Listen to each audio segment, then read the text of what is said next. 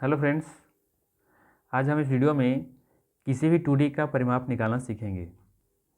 इसके बाद next video में हम किसी भी 2D का एरिया निकालना सीखेंगे। ठीक है, तो सबसे पहले हम लोग इस वीडियो में सीखेंगे कि क्षेत्रफल क्या होता है, परिमाप क्या होता है, और देन फिर उसका हम फार्मूला निकालना सीखेंगे। ठीक है, फार्मूला रटेंगे नहीं कि किसका क्या फार्मूला होता है, किसी भी 2D का फार्मूला कैसे बनाते हैं हम ये सीखेंगे। ठीक है, और कैसे हम लंबे समय तक याद रख सकते हैं इसके बारे में भी हम लोग चर्चा करेंगे। ठीक है, और एक चीज़ और मैं बता दूं कि ये उन लोगों के लिए वीडियो नहीं है जिनका एडवांस मैथ बहुत अच्छा है, मजबूत है। ठीक है, तो वो वीडियो का स्किप कर सकते हैं, टाइम वेस्ट करने की ज़रूरत नहीं है आपको। ठीक है, ये वीडियो सिर्फ कमज़ोर बच्चों के लिए है, जिन्हें बेस मजबूत नहीं है, जिनको क्षेत्रमिति से या मेंसुरेशन से डर लगता है, जिन्हें समझ में नहीं आता है, तो उन बच्चों के लिए है। ठीक है, तो चलिए शुरू करते हैं। आज का टॉपिक है हमारा क्षेत्रमिति, मेंसुरेशन, और हम लोग आज में पढ़ेंगे परिमाप निकालना। तो किसी भी 2D का हम लोग परिमाप कैसे निकालते हैं, और इससे पहले सीखेंगे कि परिमाप होता क्या है। ठीक है, तो चलिए देखते हैं परिमाप क्या है। देखिए, जैसे लिखते हैं हम परिमाप। ठीक है, तो परिमाप मतलब होता क्या है। देखिए, परि मतलब होता है चारों तरफ। क्या होता है? चारों तरफ। ठीक है, और माप मतलब होता है मापना। ठीक है ना, तो परिमाप मतलब होता है क्या? चारों तरफ मापना। यानी कि किसी भी बाउंड्री, आउटर बाउंड्री की कुल जो लेंथ होती है उसकी मापना ही क्या है? परिमाप है।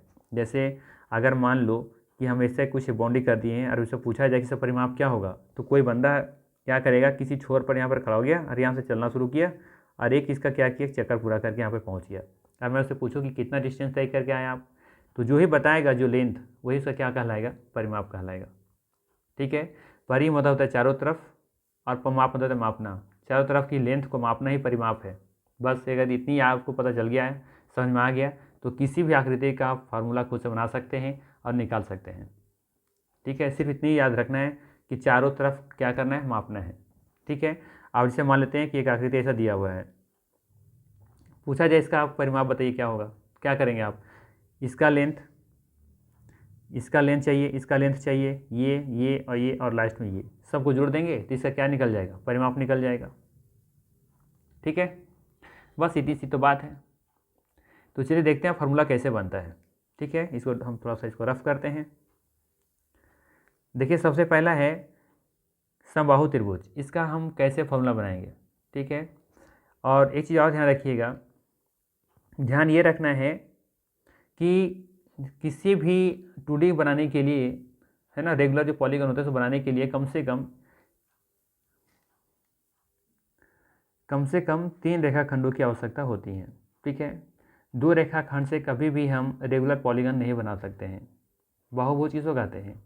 जिसमें 3 या 3 से अधिक रेखाखंड होनी चाहिए। ठीक है, उसको रेगुलर पॉलीगन कहते हैं। ठीक है, तो देखिए, कम से कम मान लेते हैं कि एक ये है, ये एक रेखाखंड, ये रेखाखंड, क्या ये कंप्लीट कहीं बन सकता है? क्लोज फिगर ही है? नहीं है। क्लोज फिगर होने के लिए कम से कम कितनी रेखाओं का होना आवश्यक है?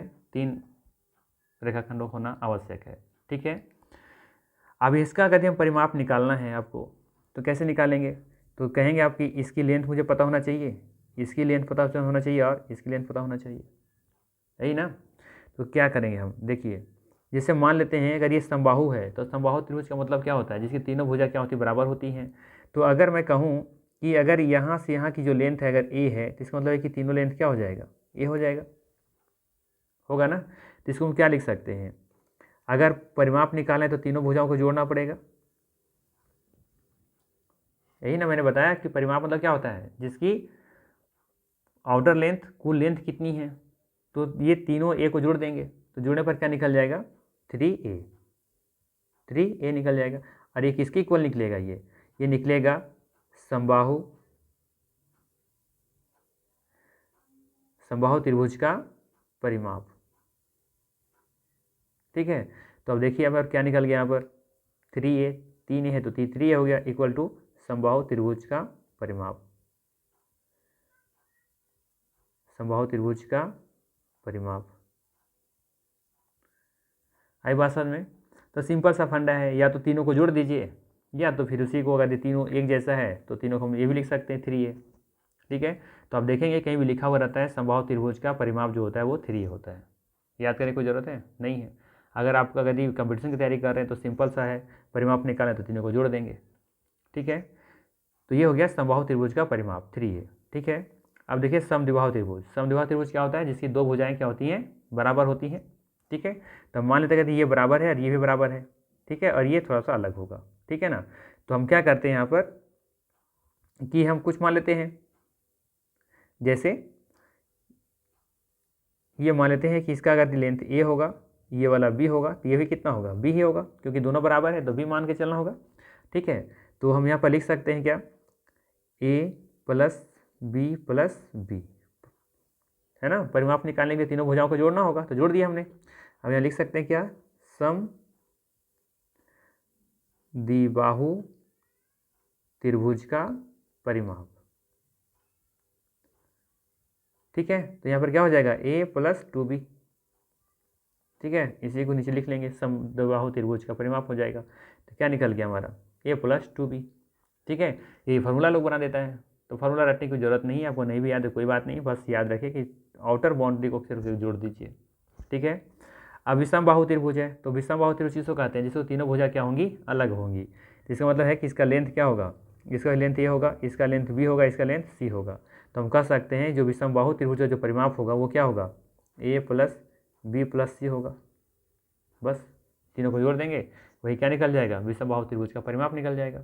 ठीक है, तो अलग अलग फार्मूला भी लगा सकते हैं, या तो चाहे तो हम सिंपल याद रख सकते हैं कि तीनों भुजाओं को जोड़ देंगे वो परिमाप निकल जाएगा। ठीक है, अब देखिए वर्ग है, तो वर्ग परिमाप कैसे निकालेंगे? तो हम जानते हैं वर्ग का चारों भुजा क्या होती हैं? बराबर होती हैं। ठीक है, तो हम क्या लिख सकते हैं यहाँ पर? a, तो इसका मतलब ये भी a होगा, ये भी a होगा और ये भी a होगा। तो हम लिख सकते हैं क्या? वर्ग का परिमाप बराबर, क्या लिख सकते हैं? वर्ग का परिमाप बराबर क्या? a plus A plus A plus A. चार भुजा को जोड़ देंगे। अब यहाँ पे देखिए इसको हम क्या लिख सकते हैं? ए कितनी बार है? 4 बार है, तो 4a भी लिख सकते हैं कि नहीं? तो वही हो गया, वर्ग का परिमाप होता है 4a, यानी 4 गुना भुजा भी लिख सकते हैं, 4 गुना साइड भी लिख सकते हैं। ठीक है, देखिए वर्ग का ही एक रूप होता है समचतुर्भुज। ठीक है, दोनों भुजाएं क्या, जो वर्ग होता है समान समचतुर्भुज जो होता है वो दोनों क्या है? दोनों एक ही है, बस दोनों में अंतर सिर्फ इतना होता है कि इसमें 90 डिग्री का एंगल बनता है, जबकि इसमें 90 डिग्री का एंगल नहीं बनता है। बट जैसे वर्ग में चारों भुजाएं बराबर होती हैं, उसी तरीके से समचतुर्भुज में भी चारों भुजाएं क्या होती हैं? बराबर होती हैं। आई बात समझ में? तो इसका मतलब ये हुआ कि ये भी ये होगा, ये भी ये होगा, ये भी ये होगा और ये भी ये होगा। तो इसका मतलब ये हुआ कि वर्ग का परिमाप जैसे 4a होता है, तो समचतुर्भुज का भी जो परिमाप होगा वो क्या होगा? समचतुर्भुज का परिमाप बराबर क्या हो जाएगा? a plus A plus A plus A हो जाएगा। ठीक है, तो क्या हो जाएगा? 4a होगा कि नहीं? ठीक है, उसी तरह से आयत का परिमाप क्या होगा? देखिए, तो आयत का परिमाप देखिए, जैसे अब यहाँ पर हम जानते हैं कि आयत क्या होता है? जिसके आमने सामने की भुजा बराबर होती हैं। ठीक है, तो अगर मान लेते हैं कि इसकी लेंथ अगर a होगा तो इसका भी लेंथ a होगा, और इसकी लेंथ b है तो इसका भी लेंथ b होगा ना। तो हम लिख सकते हैं क्या? आयत का परिमाप बराबर a plus B plus A plus B, यही होगा। इसी को थोड़ा सा अरेंज करके लिखें तो हम लिख सकते हैं क्या? a plus A plus B plus B. इसी को अरेंज करें तो लिख सकते हैं 2a प्लस 2b। अब देखेंगे आप यहाँ दोनों में b क्या है? कॉमन है, तो निकाल लेते हैं बाहर, तो हो जाएगा 2 इंटू ए प्लस बी। तो आयत का परिमाप क्या निकल गया? 2 इंटू ए प्लस बी। ठीक है, तो रटने की क्या ज़रूरत है? अगर आपको कभी पूछा दे दिया जाए कि आयत का एक जो लेंथ है, लंबाई हुआ 10 है और चौड़ाई 5 है, तो इसकी परिमाप क्या होगा? तो सिंपल होगा, 10 और 5 15 दूनी 30, 2 बार। यानी कि a प्लस जो b है वो कितनी बार है? 2 बार है कि नहीं? तो ये 10 और 5 15, ये 10 और 5 15 कितनी बार? 2 बार, तो 15 दूनी 30, तो परिमाप ऐसे निकल जाएगा। ठीक है, बिना फार्मूला के भी, तो फार्मूला बनाने की ज़रूरत नहीं है, ना याद करने की ज़रूरत है। ठीक है, चलिए आगे देखते हैं। अब बताइए समानांतर का यदि परिमाप निकालना हो चतुर्भुज का तो क्या होगा? क्योंकि हम जानते हैं कि आयत का ही एक रूप क्या होता है? समानांतर होता है। दोनों में अंतर क्या है? दोनों में सिर्फ अंतर इतना है कि आयत में 90 डिग्री का एंगल बनाता है, जबकि समानांतर में ऐसा नहीं है। ठीक है, तो इसका मतलब ये हो गया कि समानांतर में भी, समानांतर चतुर्भुज में भी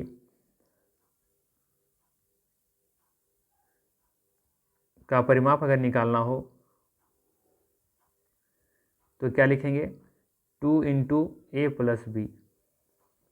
ठीक है, तो देखिए सभी का फार्मूला आसानी से बन पा रहा है। ठीक है, चाहे कोई भी हो, परिमाप निकालना आसान है। अब देखें एक समलंब है, हम जानते हैं समलंब क्या होता है। समलंब में क्या होता है कि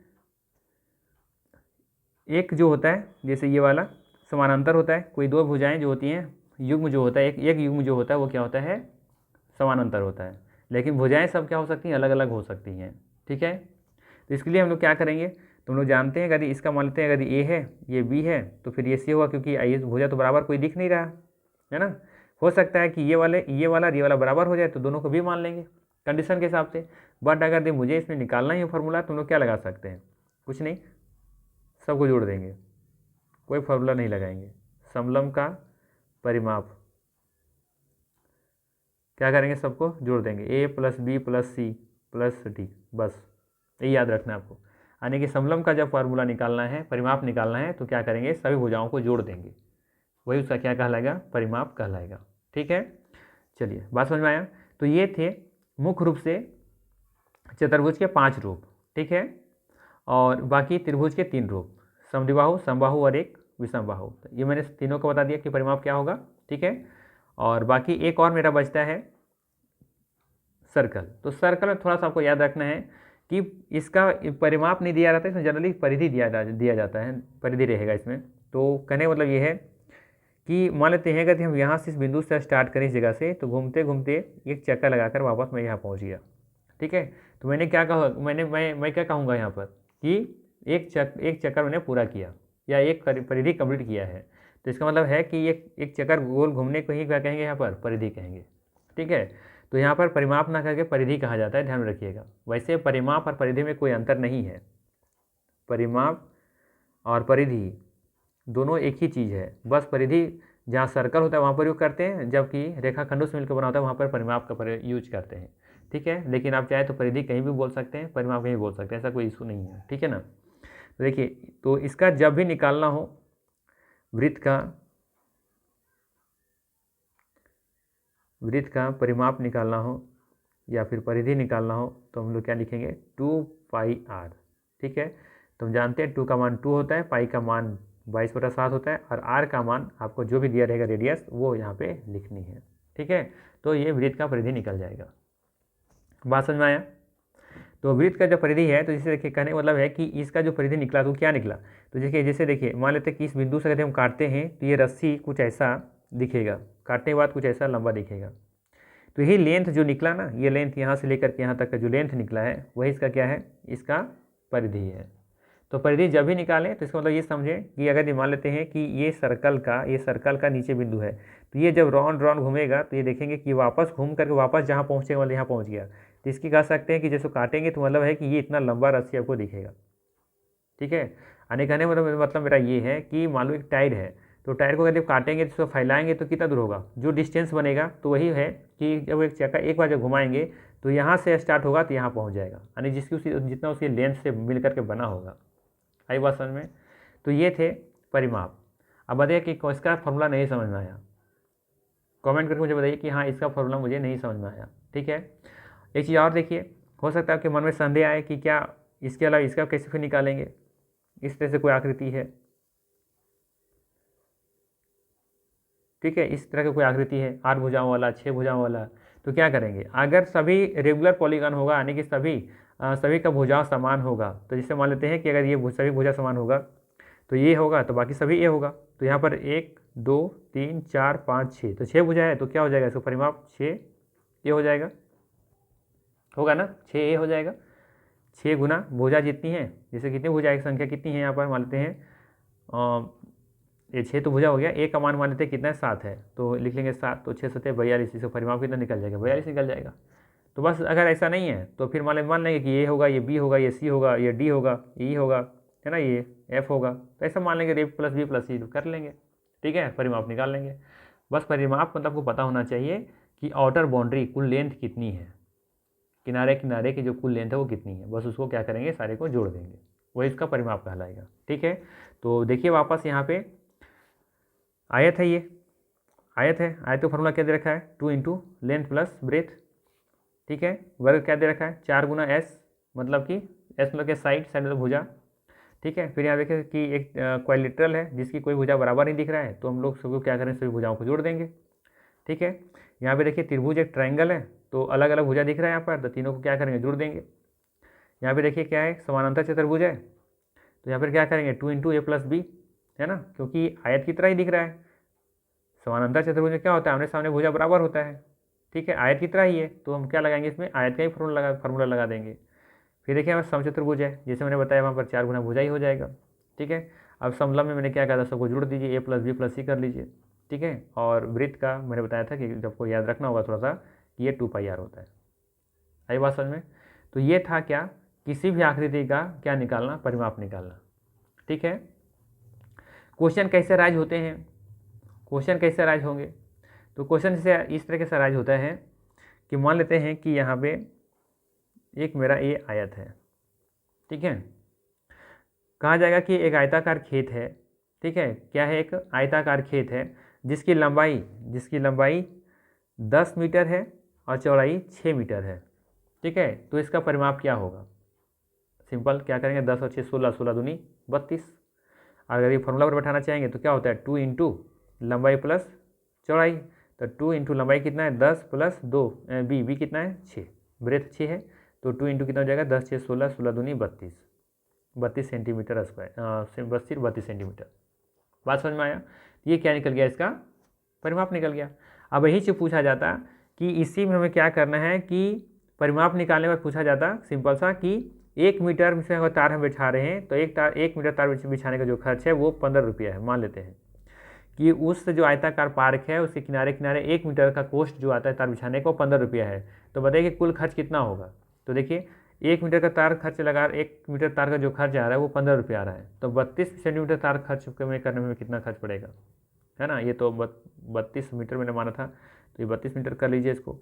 तो 1 मीटर खर्च कितना है, 1 मीटर का खर्च कितना है तार लगाने में, 15 रुपया, तो 32 मीटर खर्च कितना होगा, तो 15 से गुना कर देंगे, तो 15 में 30 और 15 तो 45, 45 और 3 48, यानी 480 रुपये खर्च आएगा। ठीक है, तो इस तरीके से बहुत सारे सवाल पूछे जा सकते हैं। ठीक है, बट क्वेश्चन ऐसे ही बनेगा। आई बात समझ में। तो चलिए ये थे हमारे आज के ये वीडियो जिसमें मुझे परिमाप बताना था।